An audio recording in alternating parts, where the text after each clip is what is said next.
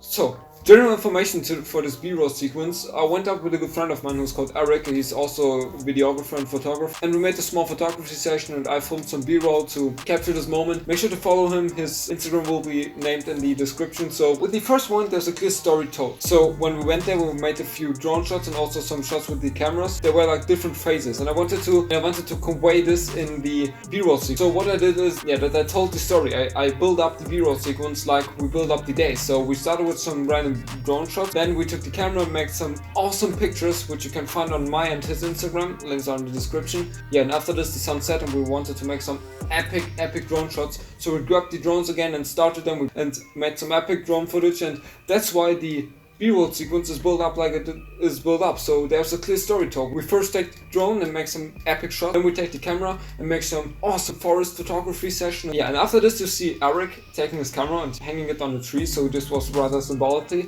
He hung the camera and this was symbolic for taking the drones, and then we see the drones start up. So basically the day was built up in this order, and that's why I built up the B-roll in this order. I told the story. I wanted to convey how the day was and how it felt and what we did there. So now let's compare this to the second B-roll sequence. Here we see some epic shots, so the footage is still great and degrading and it all looks really good and really pleasing for the eye, but something is missing, and this is the element of stories. You don't have a story told, so the people cannot comprehend the B-roll sequence. These are just some shots thrown together, mixed up together and just in a random order, and you don't understand what is happening because you see drone shot and then you see the camera and then you see a camera hanging in the tree and then again a drone shot. You're really confused as a viewer, so that's why story is so important. You have to make sure that a viewer really sees and can comprehend everything, and that everything is happening step after step after step. Really difficult.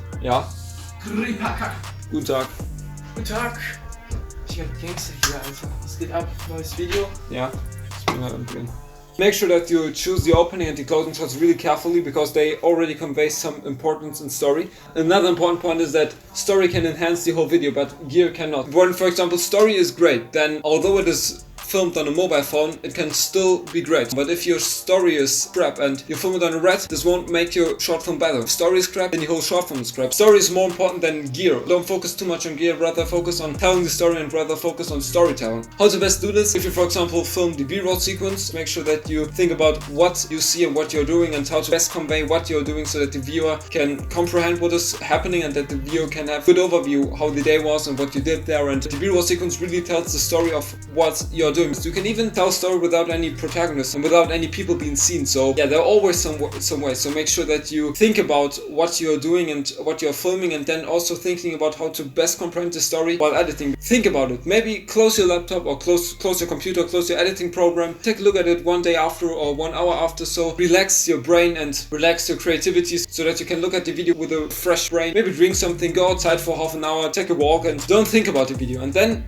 come back, look at it, edit it again, and you will have some new ideas. So all in all, make sure that you look out for how to best tell the story and don't focus too much on gear, but rather on storytelling, because story is more important than gear. And yeah, don't take your first edit. Make sure that you re-edit and maybe take a pause and don't take the first edit and publish it. So make sure that you check out my Instagram and Eric's Instagram, which will be both linked in the description, to check out the photos we did. Yeah, and until next week, I would say, stay creative.